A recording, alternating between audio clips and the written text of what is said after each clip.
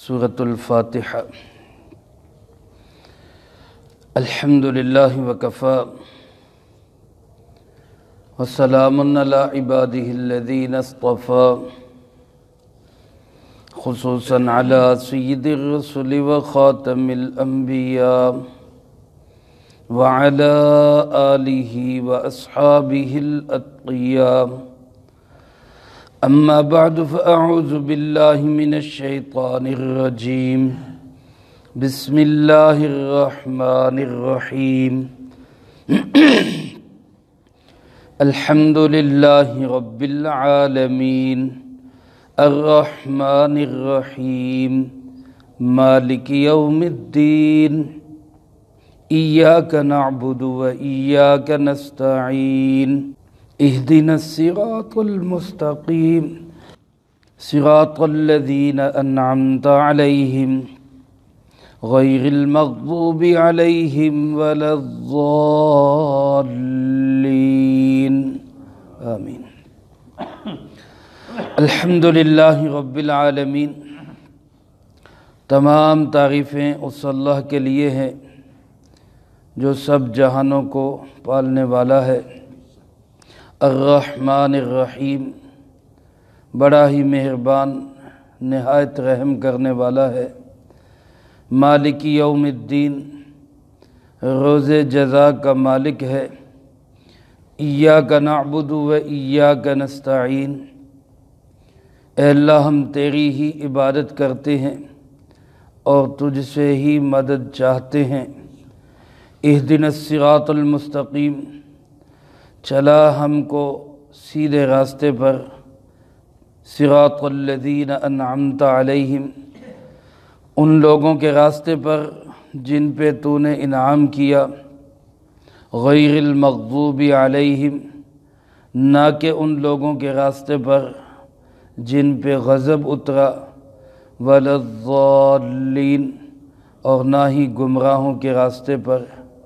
آمین۔ اے اللہ اسے قبول فرما۔ سورۃ الفاتحہ کی پہلی 2 آیات کی وضاحت گزشتہ دروس میں ہو چکی ہے۔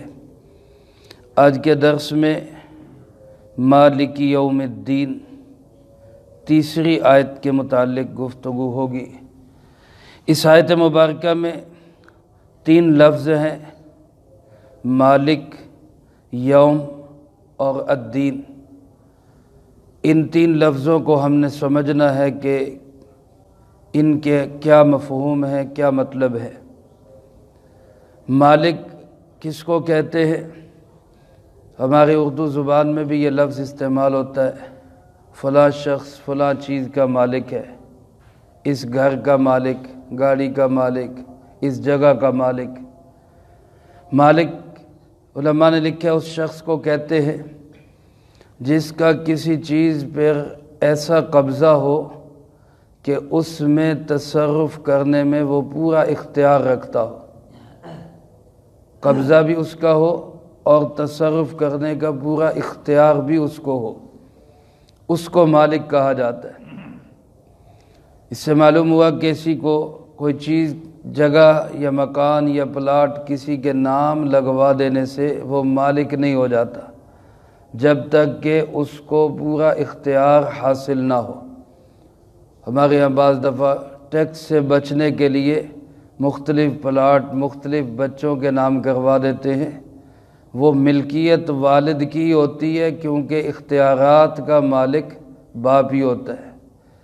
اسی طرح گھروں کے اندر مثلاً بہویں بیاہ کر آئیں، ساتھ زیور لے کر آئیں۔ اب زیور تو ان کے والدین نے ان کو پہنایا ہوتا ہے، لیکن ان کو اس میں تصرف کا اختیار نہیں ہوتا۔ وہ بیچ نہیں سکتی، کسی کو دے نہیں سکتی، اس سے کوئی فائدہ نہیں اٹھا سکتی سوائے پہننے کے۔ اور خاوند کا اختیار ہوتا ہے، وہ چاہے تو بیچے، چاہے تو اس کو کسی کو دے۔ تو معلوم ہوا کہ قبضہ ملکیت خاوند کی ہے، بیوی کی نہیں۔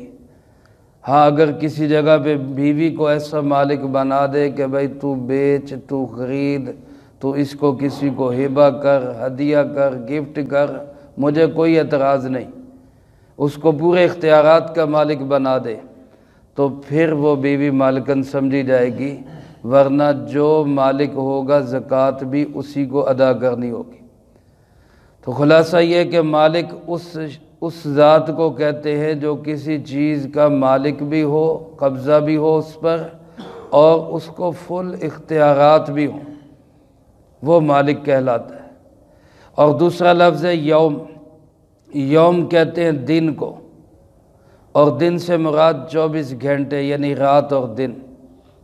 خاص دن کے لیے عربی زبان میں جو لفظ ہے وہ نہار ہے، اور خاص رات کے لیے جو عربی زبان میں لفظ ہے وہ اللیل ہے، لیل و نہار۔ یوم کا لفظ 24 گھنٹے یعنی دن اور رات پورے وقت کے لیے یوم کا لفظ بولا جاتا ہے۔ جیسے ہمارے یہاں کہتے ہیں آپ کو کتنے دن ہو گئے آپ ملے نہیں، تو اس سے مراد صرف دن نہیں ہوتا، 24 گھنٹے ہوتے ہیں۔ کتنے ایام ہو گئے، رمضان میں کتنے یوم رہ گئے، یہ دن اور رات کو یوم کا لفظ اس کے لیے بولا جاتا ہے۔ اور تیسرا لفظ ہے الدین۔ دین کا معنی شریعت، ملت اور دین بھی ہوتا ہے، جیسے قرآن کریم میں دوسری جگہ فرمایا شرع لکم من الدین، اس اللہ نے تمہارے لیے دین بنایا۔ الیوم اکملت لکم دینکم، آج میں نے تمہارا دین مکمل کر دیا۔ اور فرمایا کہ ان الدین عند اللہ الاسلام، دین اللہ کے نزدیک پسندیدہ ہے تو وہ صرف اسلام ہے۔ یہاں دین سے مراد شریعت ہے، ملت ہے، زندگی گزارنے کا طریقہ ہے۔ لیکن دین کا دوسرا معنی ہوتا ہے بدلہ، جزا۔ یہاں مالک یوم الدین سے مراد جزا اور بدلہ ہے، اس لیے اس کا ترجمہ کیا جاتا ہے روز جزا کا مالک، جزا کے دن کا مالک۔ اب سوال یہ ہے کہ مالک ہونے کا مطلب کیا ہے؟ مالک تو اللہ ہر چیز کا ہے، کائنات کی ہر چیز کس کی ملکیت کے اندر ہے؟ اللہ کی ملکیت۔ زمینوں کا مالک اللہ، آسمانوں کا مالک اللہ، سورج کا مالک اللہ، چاند ستاروں کا مالک اللہ، تمام انسانوں، جانوروں، فرشتوں، جنوں، سب کا مالک کون ہے؟ اللہ ہے۔ تو خاص جزا کے دن کے مالک، اس کا ذکر کرنے کی کیا ضرورت ہے؟ اور دوسرا یہ کہ یوم الدین سے کون سا دن مراد ہے؟ تو مفسرین کرام رحمہم اللہ نے لکھا ہے کہ یوم الدین سے مراد قیامت کا دن ہے، جس دن ہر ایک کو اس کے کیے کا بدلہ ملے گا۔ جیسے فرمایا فَمَن يَعْمَلْ مِثْقَالَ ذَرَّةٍ خَيْرًا يَرَهُ وَمَن يَعْمَلْ مِثْقَالَ ذَرَّةٍ شَرًّا يَرَهُ، جس نے ایک ذرے کے برابر خیر کا کام کیا اس کو بھی وہاں دیکھ لے گا، اور جس نے ایک ذرے کے برابر شر کا کام کیا ہوگا اس کو بھی وہاں پر دیکھ لے گا، وہ بھی وہاں پہ اس کو ملے گا، اس کو سامنے نظر آئے گا۔ دنیا کے اندر میرے عزیز دوستو بہت سارے معاملات ایسے ہوتے ہیں کہ جس میں انسان کو انصاف نہیں ملتا، ظالم کو ظلم کا پورا بدلہ نہیں ملتا، مظلوم کی داد رسی نہیں ہوتی، عدل و انصاف پورا قائم نہیں ہوتا، جیسا کہ آج کل ہم اپنے مشاہدے میں دیکھتے ہیں۔ تو کوئی دن تو ایسا ہونا چاہیے کہ جس دن میں دودھ کا دودھ اور پانی کا پانی ہو، کوئی دن تو ایسا ہونا چاہیے کہ جس میں پورا انصاف ہو، اور وہ دن کون سا دن ہے؟ وہ آخرت کا دن ہے، جس دن فرمایا حدیث پاک میں رسول اللہ صلی اللہ علیہ وسلم کا ارشاد مبارک ہے، جس کا مفہوم یوں ہے کہ بے سینگ والی بکری، سینگ والی بکری نے اس کو جو سینگ مارا ہوگا اللہ اس کو بھی بدلہ دلوائیں گے، سینگ دیں گے، اس کو کہیں گے اپنا بدلہ لے لیں، اور اس کے بعد جانوروں سے کہا جائے گا کونو ترابا، کہ تم مٹی ہو جاؤ، بدلہ دلوا کے پھر ان کو مٹی کر دیا جائے گا۔ اور یہی وہ وقت ہوگا جب ظالم انسان دنیا کا گناہگار اور نافرمان انسان وہاں پہ تمنا کرے گا یا لیتنی کنت ترابا، اے کاش کہ مجھے بھی مٹی کر دیا جاتا۔ لیکن انسان نے اور جن نے ہمیشہ رہنا ہے یا جنت میں یا جہنم میں۔ اللہ پاک ہم سب کو جنت میں ٹھکانہ نصیب فرمائے۔ تو دنیا کے یہ جو جتنے معاملات ہیں ان کا بدلہ وہاں پہ مکمل ہوگا۔ اس سے معلوم ہوا کہ دنیا دار الجزا نہیں، دنیا دار العمل ہے۔ دنیا دار العمل ہے، دار الجزا نہیں ہے۔ یہاں جو بھی کوئی کسی کو مل رہا ہے اچھا یا برا، یہ صرف آزمائش ہے، جزا نہیں ہے۔ یہاں کسی کو کسی کی نیکی کا صلہ پورا نہیں مل سکتا، اس کی جھلک مل سکتی ہے، معمولی جھلک انعام کے طور پہ اللہ دکھا سکتے ہیں۔ نیکی کا صلہ یہاں نہیں ملتا، نہ ہی یہاں پہ چاہنا چاہیے۔ نیکی کا صلہ ملے گا آخرت کے اندر۔ گناہ کی پوری سزا بھی یہاں نہیں ملتی۔ یہاں اگر کسی مجرم کو اس کے جرم کی کوئی سزا ملتی ہے تو وہ سزا کی صرف جھلک ہے، سزا نہیں ہے، کیونکہ یہ دنیا دار الجزا نہیں، دنیا دار العمل ہے۔ اس لیے یہاں اگر کسی کو دنیاوی اعتبار سے ترقی مل رہی ہے، مال و دولت مل رہا ہے، عزت مل رہی، عہدے مل رہے، تو کوئی یہ نہیں کہہ سکتا کہ اللہ کی اس پہ بڑی کرم نوازی ہے۔ ہو سکتا ہے وہ آزمائش میں مبتلا ہوگا۔ کسی انسان کو یہاں دنیا کے اندر کچھ نہیں مل رہا، وہ بھوک میں ہے، افلاس میں ہے، تنگ دستی میں ہے، سخت حالات میں ہے، مصائب میں ہے، تو یہ نہیں کہہ سکتے کہ اس پہ اللہ ناراض ہے، یہ بھی اس کی آزمائش ہے۔ انبیاء علیہ السلام اکثر تنگ دستیوں کے اندر ہی وقت گزار کے گئے، سختیوں میں ہی وقت گزار کے گئے، مشکل حالات ہی جھیل کر اللہ کے پاس پہنچے۔ اس لیے یہاں کسی کے حالات کو دیکھ کر ہم فیصلہ نہیں کر سکتے کہ اس پہ اللہ کی کرم نوازی ہے یا اس کو اللہ سزا دے رہا ہے، کیونکہ یہ دنیا دار الجزا نہیں، دنیا دار العمل ہے۔ یہاں انسان جو بو رہا ہے اچھا یا برا، اس کا بدلہ ملے گا آخرت کے دن۔ اب اس آخرت کے دن کو، جس دن میں اللہ پاک نے انصاف کرنا ہے، پورا تولنا ہے، ہر ایک کو اس کے کیے کا بدلہ دینا ہے، اس دن کی ملکیت اللہ نے خاص اپنے پاس رکھی ہے۔ مالک یوم الدین اس لیے فرمایا کہ اس دن مالک اور کوئی نہیں ہوگا۔ دنیا میں تو عارضی طور پہ اللہ نے لوگوں کو ملکیتیں دی ہیں، اپنے مکان کا کوئی مالک ہوتا ہے، کوئی فیکٹری کا مالک ہے، کوئی پلازے کا مالک ہے، کوئی جگہ کا مالک ہے، کوئی جو ہے سونے چاندی زیورات کا مالک ہے، کوئی پیسے روپے کا مالک ہے۔ یہ عارضی ملکیتیں ہیں، اور ان ملکیتوں کا احترام کیا ہے شریعت نے۔ وہ آدمی اپنی ملکیت میں اگر تصرف کرتا ہے، شریعت کہتی ہے ٹھیک ہے۔ کوئی دوسرا اس کی ملکیت میں دخل اندازی کرنے کی کوشش کرتا ہے تو شریعت کہتی غلط کر رہا ہے۔ کوئی یہ نہیں کہہ سکتا جی ساری چیزوں کا مالک اللہ ہے لہذا جو مرضی لوٹ کے لے جائے۔ نہیں، دنیا کے اندر جو جس چیز کا مالک ہے اللہ نے بنایا، شریعت نے اس کا احترام کیا کہ اس کی ملکیت کا احترام کرو۔ عارضی ملکیتیں یہاں دنیا میں اللہ نے انسانوں کو دی ہے، حقیقی مالک اب بھی کون ہے؟ اللہ ہی ہے۔ لیکن قیامت کا دن تو ایسا دن ہوگا کہ جس دن عارضی ملکیتیں بھی سب کی ختم ہو جائیں گی۔ اس دن ساری کائنات کا حقیقی مالک صرف اور صرف کون ہوگا؟ اللہ۔ اس لیے اس دن سوال ہوگا لمن الملک اليوم، بتاؤ آج کون مالک ہے، بتاؤ آج کون مالک ہے۔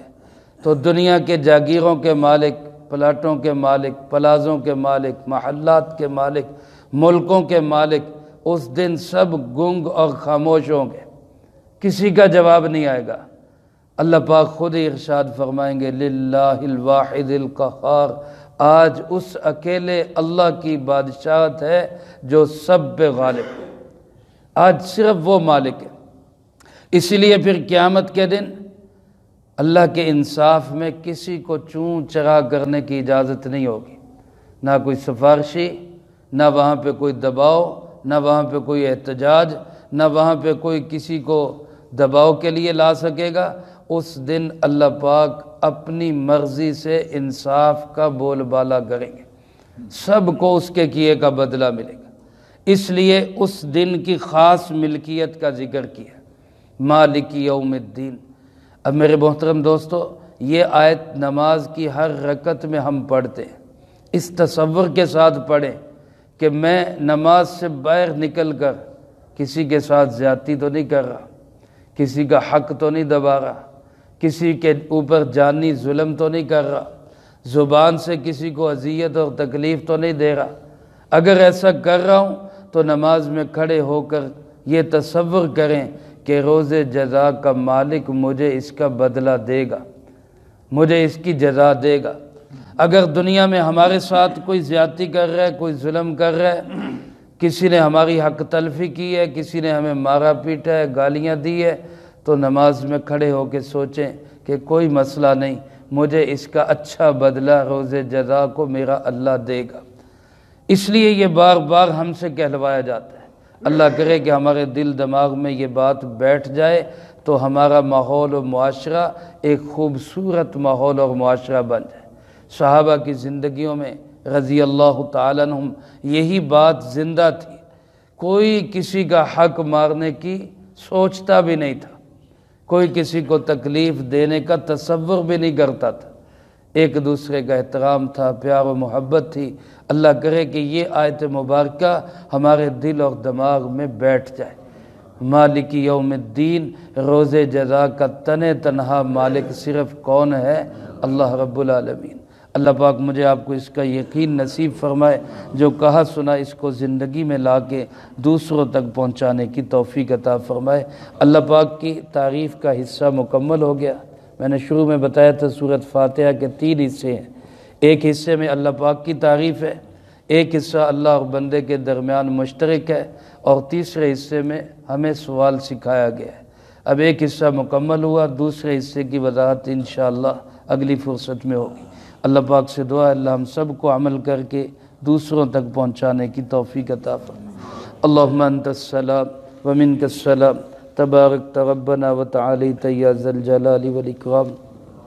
اللہم اعنا علی ذکرک وشکرک وحسن عبادتک۔ اللہم احسن عاقبتنا فی الامور کلہا واجرنا من خزی الدنیا وعذاب الآخرہ۔ اللہم واقیتا کواقیت الولید، اللہم استر عوراتنا وآمن روعاتنا۔ اللہم انا نجعلک فی نحورہم ونعوذ بک من شرورہم۔ اللہم اکفنا بحلالک عن حرامک واغننا بفضلک عمن سواک۔ اللہم اکفنا کل مہم من حیث شئت ومن این شئت۔ رب اغفر وارحم وانت خیر الراحمین۔ رب ارحمہما کما ربیانی صغیرا۔ اذہب البأس رب الناس واشف انت الشافی، لا شفاء الا شفاؤک شفاء لا یغادر سقما۔ اللہم اشف مرضانا ومرض المسلمین۔ اے مولا کریم، ہمارے بھائی صفدر صاحب کے بیٹے کو تندرستی عطا فرما، صحت و سلامتی نصیب فرما۔ اللہ پاک ماں باپ کی آنکھوں کی ٹھنڈک بنا، اللہ ہر طرح کی بیماری کو دور فرما، تمام بیماروں کو شفاء کامل نصیب فرما۔ اللہ پاک ہم سب کو عافیت والی، صحت والی، سلامتی والی زندگی نصیب